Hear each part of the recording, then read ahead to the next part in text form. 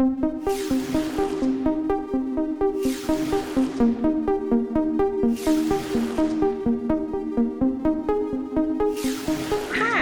I'm Kenesha L. Davey, the Associate Director of the DC Creative Affairs Office. Welcome to our Care for Creatives community conversation featuring Dr. Mary DeRaedt and Dr. Monica P. Band as they discuss the relationship between gratitude and mental health. After watching this episode, head over to creativeaffairsdc.com to learn more about our Care for Creatives program.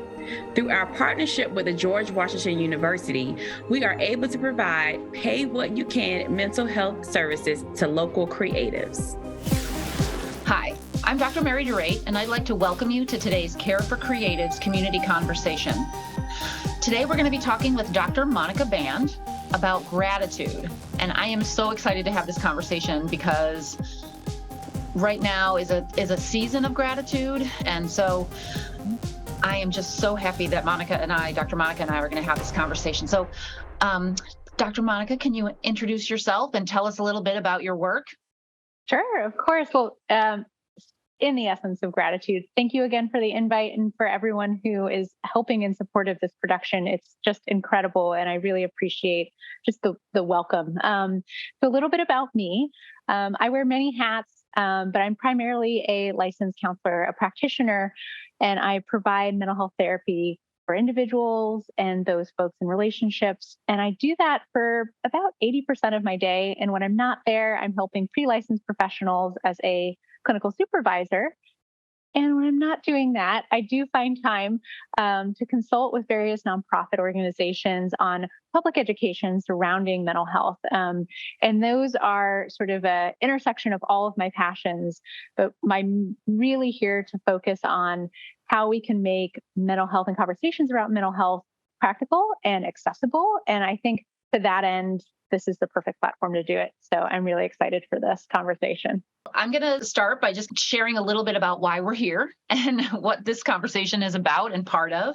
And so I'm Dr. Mary DeRaedt, and I am the co-creator of the Care for Creatives program, which is focused on providing pay what you can mental health care for creatives in the city of DC. And we have kind of a two-pronged approach, which this part is part of the second prong, which is also to offer mental health conversations and information to the creative community through these conversations and give people a chance to kind of learn more about how their brain works, how their emotions work, and how that all ties into their creativity and their creative expression. So we are excited to have this conversation today. And I think one of the reasons why this is such an important conversation to me personally is that when I was a little girl growing up, on our refrigerator was a sticker, and it said, "Always an attitude of gratitude." And I always saw that sticker, and I heard it in my community. I heard it from people in my family. Always an attitude of gratitude. But I think that what started out as a really positive and important idea for me turned into pressure and a requirement, and you got to have this attitude of gratitude. And it almost became attitude of gratitude, not, attitude of gratitude. Well, I would love to add to that, because I think when you bring up that personal story, which thank you for doing that, what comes up for me is this idea that gratitude, if you distill it down when you're younger, is often experienced as a form of rules and a form of family of origin norms, right? Out of respect, you want to say thank you after receiving something because it's a sign of respect, and you want to do that primarily to your elders, and you probably have memories of your parents, really driving that point home. And I feel that too, because in a similar way, I also grew up with those manners in mind. But I feel like what we're talking about is a little different. It's a different flavor of gratitude. I think it's evolved since then. What are your thoughts on that? Yeah, no, I think that absolutely it has evolved, that there is this definition that is rooted in that sticker, is this idea that the cliche of, oh, other people have it worse than you, so you should be grateful, right? That there are worse things in the world, so be happy with whatever you have in this moment. And that's not bad, but I think it's too simplistic. Yeah. And it's too comparison based. Yep. And we don't always have the capacity to reach into that comparison as a positive thing. Yes, I want to say that 100%. And that is one of the more common barriers that I see with folks coming into my private practice is once you get there and you're ready to seek help, you're still contending with a lot of those learned scripts that you're working to unlearn. And some of that has to do with that internalized message, or to your point about this comparison game, which, by the way, I always feel that when people are kind of stuck in that comparison game, they're always sort of on the losing end of it. Isn't that interesting how that always happens anyway? But it becomes very minimizing. And I think the insidious effect of that is that there's some truth in that. Yes, people in general will have it worse than you. People also have it better than you. And depending on where you are in the spectrum of that, it can really influence and inform the way you seek help and the way you feel that you are of value and of worth that time for receiving help. Yeah. And it can send this pathological message to you, right? That prevents you maybe from seeking help. This idea that, oh, if only I could tap into the gratitude for the past, the gratitude for the present, the idea that there are worse things than what I'm dealing with, then somehow there's something wrong with you. There's something that's wrong because you can't do that, or because you're struggling to do that. And I just don't think that that's rooted in truth. For me, to that end, I think there's this idea that I when you start using shoulds, like I should be grateful, I should find the gift in things, I should look at this as a learning lesson. I think at some point people do get there on their own time and when they want to. And I think I'll go on a limb to say you agree with me on this. It's not a linear process either. This idea of like contending with those complex emotions. But this idea that I should be grateful for an experience, I know you and I both have a background in trauma-informed care. And so much of that, I think, goes hand in hand with grief and feeling as if, on some level intellectually, maybe there's a process in which I accept things happening to me and I should find I should be thankful for this happening to me, because if it didn't, I wouldn't be the person that I am. I'm sure we've heard that. Right. Kind of common saying. But folks who are listening, I want to say that may be your experience, but it may not be. And that doesn't mean you're doing it wrong, right? Not forced gratitude, right? Right. Right. Forced gratitude is not useful. It actually makes me think of a lot of different things, but you mentioned something in what you were just saying about grief. And I'm wondering if you could kind of expand a little bit more about maybe that idea of what the role of grief plays in this idea of gratitude and even joy. Yeah, I have to kind of sit in some of that question, because for me, I think of gratitude, true, not forced, as we've just established, but sort of authentic gratitude as slowing down and really honoring and valuing what's around you as an observer. And to that end, there's something about centering joy in that and recognizing that there's privilege in being able to slow down and to reconnect with your environment or the people around you in a way that perhaps a lot of us listening couldn't or didn't, because we have come from families who have experienced a lot of suffering or oppression, and there wasn't necessarily an option for our ancestors or even our parents, for that matter, to slow down and and appreciate sort of what's around them, because they didn't have the option or choice to. Instead, they may have been operating in a place of scarcity and survival. And so to that end, I think there is a space for us, as we talk about gratitude, to acknowledge our privilege in that and to be able to say, gratitude is recognizing the abundance of what's around us. And through that, that is a way of honoring the sacrifices of those behind us and before us. And I think there's something to that. Yeah. Yeah. No, I like that idea of honoring what came before us, that the idea that in some ways gratitude for the place we are in and acknowledgement of not forced, but acknowledgement of the place that our ancestors, our predecessors, our parents, grandparents, the place that they were in and the world that they were in, and what the sense that they made of that world is handed down to us, and yet we also have a different world, and we can be grateful for what was handed down and grieve for what they lost or what they didn't have, and those two things can exist at the same time. Yes, but that coexistence, I think, can be really hard to approach, because when I work with folks, particularly as I work with folks in my practice who are part of the AAPI community, Asian American Pacific Islander community, what I often find is this tension between, if I share that something is bothersome or wrong, or I'm seeking help for issues that I have, I'm worried that I won't come off as grateful for the sacrifices that my parents or, grandparents, et cetera, have offered me. And instead, I'm going to come off as selfish or complaining. And in that end, I think, to your point about loss and grief, there's something about creating space for both to recognize, in order to recognize what it is that we have to be grateful for authentically.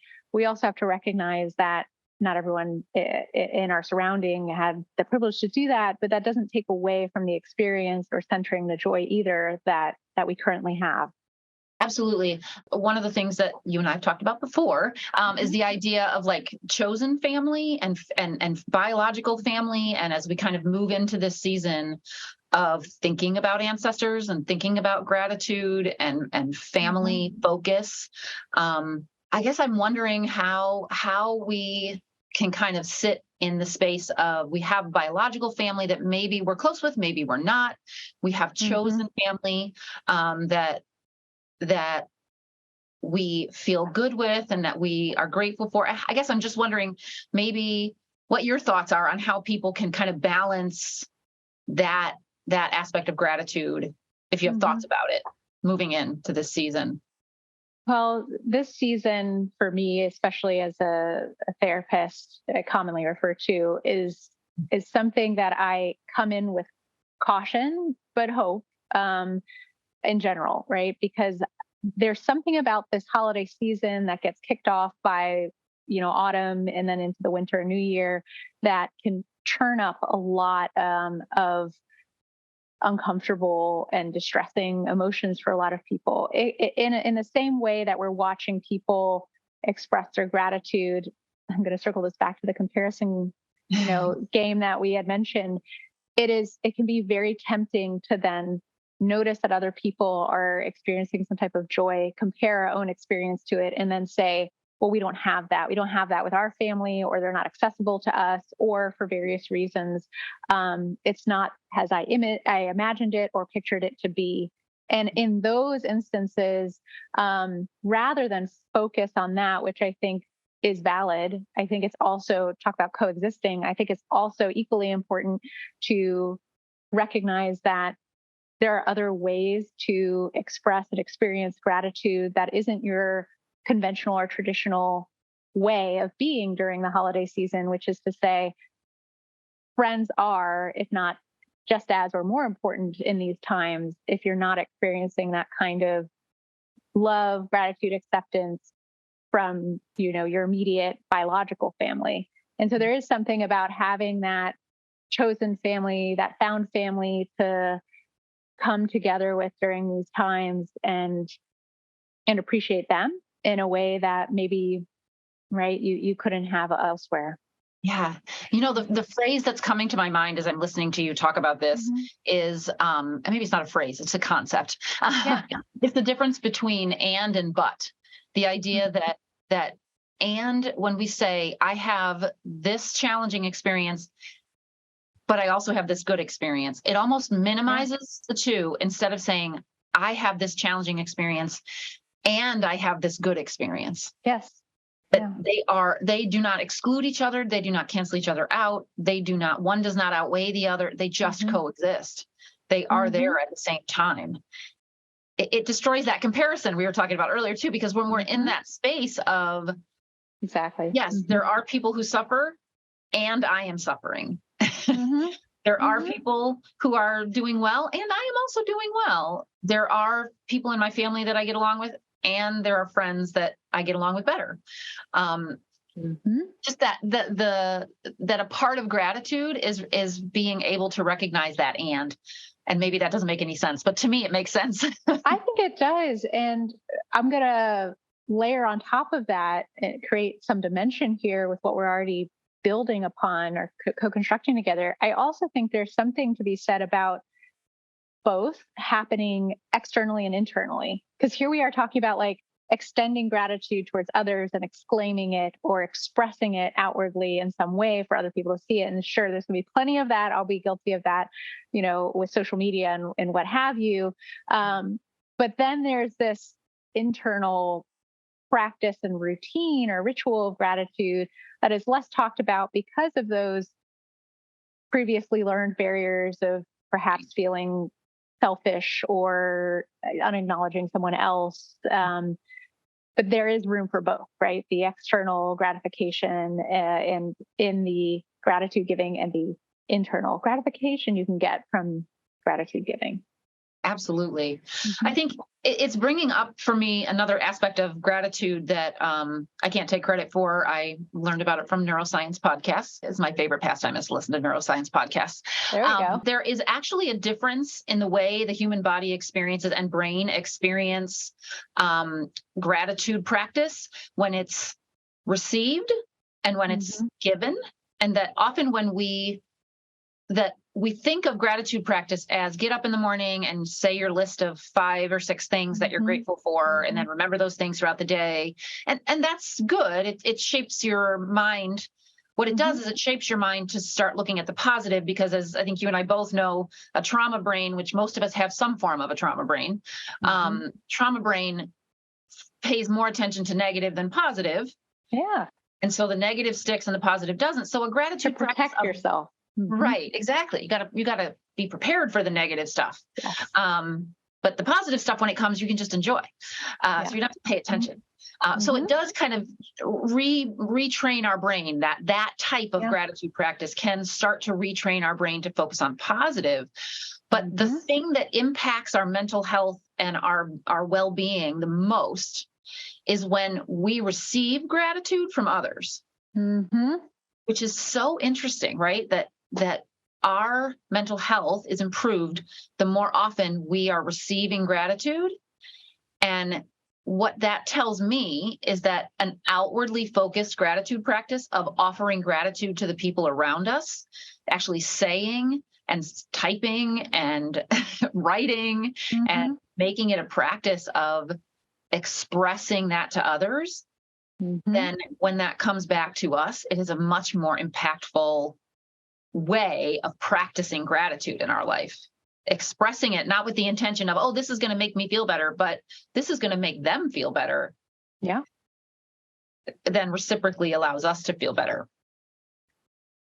Ooh, I got to check out this podcast is what I need to do. I think to that end, there's almost this light bulb moment I notice when we begin to not just intellectually, rationally think, but also truly feel, think those two things up, and to say, okay, I get that this is helpful, but I'm going to also get out of my own way to receive it. And in other words, when folks who are operating off of trauma brain generally receive some type of help or some type of compliment or some type of gratitude from someone else, there's this protective factor and narratives that quickly shield, right, the person to say, I don't really know if I can trust this or believe this, or there are other reasons outside of me in which someone would say this.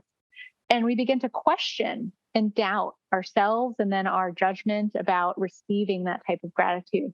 So it goes both ways. I'm thinking both the external and internal, again, like we had mentioned, but to say, this is to everyone listening, when someone expresses gratitude towards you, notice what kind of narratives quickly come up, and do they form a protective layer around you to protect you from what exactly? Ask yourself that really essential question. Is it disappointment? Is it just general anxiety or even fear about, the uncertainty of what it would be like to really allow someone to say something kind? And why is that so unusual, right? So it begins this whole sort of introspective spiral that I'm hoping, and as people really think through the theme of gratitude, that they begin to recognize there are lots of layers to why it can be difficult to both give and also truly receive.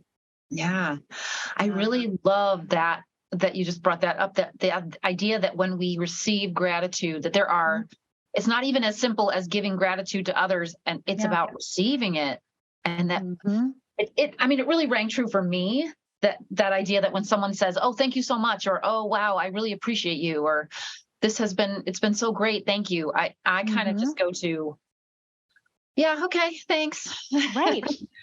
But that's normalizing to hear, because the brush off happens so automatic and quick. It's like, Right. whoa, what's that about? Right. That why don't we allow ourselves what comes up? And I think that's for all of us to kind of individually think about what comes up for us when someone says something nice to us, expresses gratitude to us. It just I just think it even leads, just compliments us. Yes. Yeah. And like, how do we just go, what comes up that doesn't allow us to say, thank you, I appreciate that. I'm just going to take that in, right? I'm going to just take a minute and take it in. Yep. And allow myself to recognize someone is grateful for me, whatever their motives. That's scary though, right? If you're struggling with some type of relationship wounds or attachment wounds, as someone who practices EMDR a lot, I think to myself that another essential question, which is, does that feel familiar? If present day you have an issue with receiving that without some type of questioning or picking at it or criticalness to it, is that something that is, bringing you back to a place that feels very familiar to you, another age, another time in your life? Where did you learn that from, right? Yeah. Pick that up from. Because we weren't just born out of the womb with all of these hangups about, giving and receiving gratitude. Absolutely. No, those were all ingrained in us. I know. by very flawed, loving people who did the best they could. That's right. In the environment they were given. And I think it is so important though to recognize that you brought up attachment, I'm an attachment person too. Like I always say it's attachment fact, not attachment theory. I love that. I'm going to use that. It is.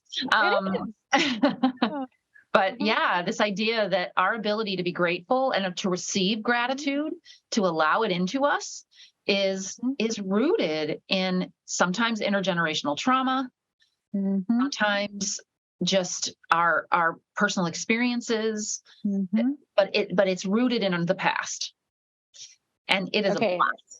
Oh, Dr. Mary, you brought up intergenerational trauma. And for me, when I think about the season of gratitude, I'd be remiss if we didn't bring up, not go down a history lesson, but to talk about sort of the essence and the feelings associated with these holidays, especially Thanksgiving. I think about the experiences, broad stroking here, so there's always a caveat with that. This won't touch everyone. But when I think about intergenerational trauma, I think about how joy often can't come without talking about oppression. It's almost like, well, you can't enjoy X holiday, not just Thanksgiving, but any other holiday, because you have to remember and show reverence and solidarity to all of the people, things, experiences collectively or otherwise that you haven't had or were taken away from you or were colonized or, ripped away by imperialism, right? You name it, right? There are lots of contending and competing macro experiences that collective identities of people of color have. And I've talked a lot with other colleagues and clinicians of color about this. It's almost difficult, I think, for us to center joy purely without feeling a sense of hesitation, maybe. I'm not going to give name to what hesitates us, but hesitation of feeling that. And I think that reminds me of grief on a micro scale. It's almost the idea of like, I can't be happy fully without feeling a sense of guilt or without feeling a sense of hesitation. And feeling those things fully because I'm reminded of other people who couldn't, didn't have the choice to, didn't have the privilege to, and how do I find space for both? So I think that for me, just, really spiked up sort of this feeling of like, I know the holidays are coming up and it's going to be really hard to fully feel celebratory in these moments that I also think are riddled with very serious injustices. And how do we do that? I don't have the answer to it, but I just want to put that out there because we're talking about gratitude. And I think it is important to give voice to, Right. Yeah. Absolutely. I appreciate that you bring that up because I think, again, the thing that comes to my mind is the idea that if we sit today constantly in a space of grief and anger and focusing in the past, we deprive even future generations of the potential for hope. Yeah. Because we have to have hope. We have to have gratitude. We have to have the ability to sit in the and say, these things have happened and they impacted us and they impacted generations. And how do we now also invite joy, also invite gratitude and make a meaning, again, trauma keeps coming up, but make meaning that allows us to live in the moment that is now, that is present. Yeah. And I think that is an ongoing process because I can see it and hear it in my mind in both ways. As we're talking about this, I certainly wouldn't want, and I hope no one misunderstands or translates that as, hey, get over it, because that's not the case at all. To your point about and inviting joy, it's how do we experience both without only focusing on the traumas that make us? And I think that's the difficult piece. It's the difficult piece that comes with grief and loss. And I think for someone, even generations removed, who's aware of the things that have occurred to them in their family's history or collectively in their communities, but isn't individually impacted by it in an explicit way, I would say there's a way to honor your history, understand it, make sense of it for yourself.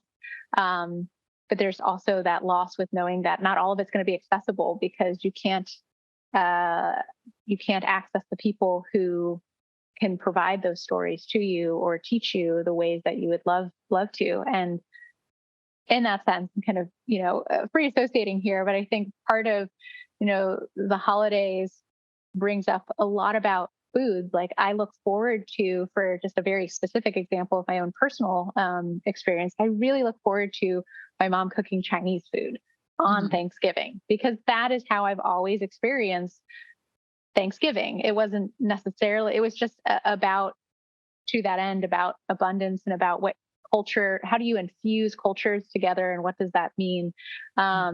And that's what we do. We kind of eat our culture in a way. And there's something to be said about that and storytelling around these times that I think can also be wonderful and center that joy and experience, in addition to also recognizing the literal people who couldn't be there or the histories lost in that practice. I appreciate everything that you just said, because sometimes we become overwhelmed and unable to live in the moment when our focus gets too broad.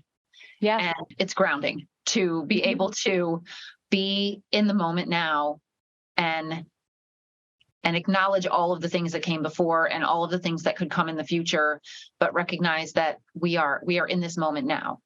And I think it's bringing up for me yet another aspect of like a gratitude practice that I actually started incorporating in my own life a few years ago, which is, and I feel like mindfulness has become a buzzword nowadays. I kind of prefer the here and now present experience, where the idea of, as you go through your day, we tend to kind of get bogged down in thinking about what things are stressing us out, where we're headed, where we're going, what's coming next, what came before. Am I dealing with the struggle of a fight I just had with someone, while thinking about what's going to come next and what do I do? Yeah, am I anticipating? Yeah. Right. And I think an important aspect of gratitude that is helpful is to just stop and look around you and notice things in your day-to-day life that you appreciate, that are there, and that you didn't necessarily have to work to get them. Like, I used to walk from my apartment to Union Station, and there would be flowers on all these townhouses, and I just would stop, and when I would see a beautiful one, just stop and go, wow, thank you for that flower. That was just this beautiful. I just get this moment of beauty today, and I'm just going to take a minute and be thankful for it. And it sounds maybe silly, or like putting a Band-Aid on a giant wound. But I think it's moment to moment, focusing on things that we're grateful for. The taste of that latte that you love, the smell of something that, you don't get to smell all the time. I have a friend who makes the most amazing gluten-free oatmeal raisin cookies that are my favorite. Oh, yes. And just taking a moment when I show up in her house and smell them to go, yeah, oh, I'm so grateful for that smell. It's to me, it's a powerful practice. If you want a gratitude practice, I think that is that, and telling other people. What comes up for me too, I go on a similar walk to my office around Union Station. So I actually literally can visualize what you're talking about.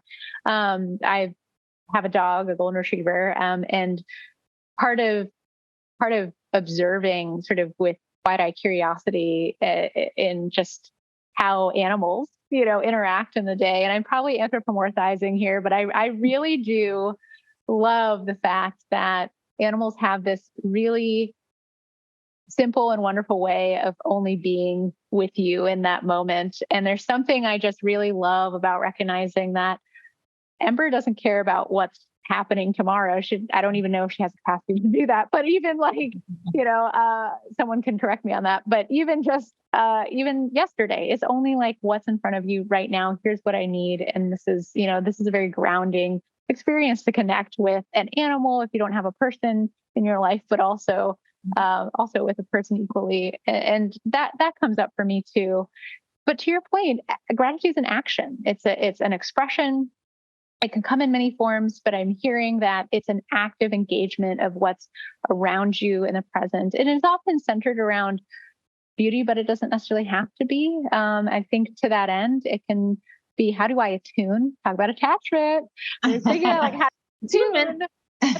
how do we attune to the world around us and ourselves? And I think that's ultimately the beginning of gratitude. Absolutely. I would absolutely agree with that. Yeah. I think it's a powerful idea, and it brings us full circle, kind of back to that should idea, which is gratitude is not about you should. Yeah. It's about I want. Right. I want. Yeah. And I have found in my experience working with clients, in my own life, talking to friends and family, that quite often the difference between our ability to be grateful for the moment and not is whether we feel like we have to or whether we feel like we want to. And want to gives us an ownership of it that allows us, I think, the space to really sink into it. I don't have to be grateful. There is nothing that says I have to be grateful. That sticker, to bring it full circle, that sticker on the refrigerator is not pressure, right? It isn't pressure. If it's an invitation, then that puts some of those boundaries down, and it allows us to engage in it, and it takes the pressure off. Well, I only have one last thing to add to that, because, I think about my experience and others that I've heard in my practice as who identify as children of immigrants. And I think about how so often it can feel like gratitude is a transaction, to your point. Like there's a pressure or a forcedness, artificialness to saying, well, you gave me a compliment, so let me quickly find something to give you a compliment about, or it feels forced. And there's a lot of intergenerational reasons as to why that might be the case, for another time and another day, Dr. Berry, for us to get into. But, I think about, yes, that may be true. And I think there's something to be said about you can have that experience, you can acknowledge that experience while also making sure that you are feeling gratitude for yourself and yourself only. Novel concept, right? What do we want? Yeah. Mm-hmm. Absolutely. Mm-hmm. On that note, I think I will say that both Dr. Monica and I invite you this season to consider thinking about a gratitude practice that is effective for you and that fits with who you are and where you've come from and what helps you step into that space of which is kind of a great thing to do. So I guess I want to just kind of end by asking you a little bit, do you have any, sometimes I don't have books and things, but I'm wondering, do you have any recommendations for people? It doesn't necessarily have to be gratitude related, but things that people can kind of look into that could help them, give them more information, or even things about you that they could look into? Sure. Well, I recently read this wonderful book called Permission to Come Home, and it is focused on Asian American mental health, but it is by Dr. Jennifer Wang, and that's a wonderful place to start for folks who don't identify with the API community. Here's just a general book that I love, along with, she has a wonderful Instagram as well. Dr. Natab, she does a lot about boundaries. So it's Setting Boundaries, Find Your Peace is the name of the book. I love it. I recommend it to everyone. For those who didn't understand what we were talking about, Attached is a great book. If you haven't already looked it up, and there is something about adult relationships in there that in the subtext. So check those 3 out. Those are my top 5 favorite sort of self-helpy related books. And if you want to check me out as well, I am on Instagram. I'm at the.mindful_healer. And I do focus a lot more of my my account on intergenerational trauma and breaking down really heady psychological theoretical concepts into distilled bite-sized bits for folks. But I'm not on it every day because I like to pace myself when it comes to social. And so that's my way I am kind to myself and express gratitude towards myself in these moments. So that's a little bit about me and some recommendations that I have. Excellent. Well, thank you so much, Dr. Monica, for doing this with me today. I'm so glad that we got a chance to talk and reconnect. And I definitely want to do this more. And I just really enjoyed our conversation today. Thank you. Thanks so much. And thank you for watching this Care for Creatives community conversation. To learn more about the Creative Affairs Office and Care for Creatives, visit creativeaffairsdc.com. Thank you again for joining us today. Thank you to Dr. Mary and Dr. Monica for participating in our Care for Creatives community conversation. And thanks to all of you for watching. Visit creativeaffairsdc.com to stay up to date on all things Care for Creatives. In closing, here are a few helpful takeaways, including how you can develop a gratitude practice. The Care for Creatives program, Pay What You Can Counseling.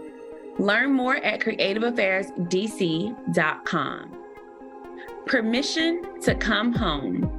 Reclaiming Mental Health as Asian Americans by Jenny Wang. Set Boundaries, Find Peace. A Guide to Reclaiming Yourself by Nidra Glover Tawwab. Attached, the new science of adult attachment and how it can help you find and keep love by Amir Levine and Rachel Heller. And remember, don't force gratitude. Slow down, ground yourself, and reconnect with your environment. Be grateful for the moment. Center joy. Make a gratitude list. Express gratitude to others. Until next time, have a great day.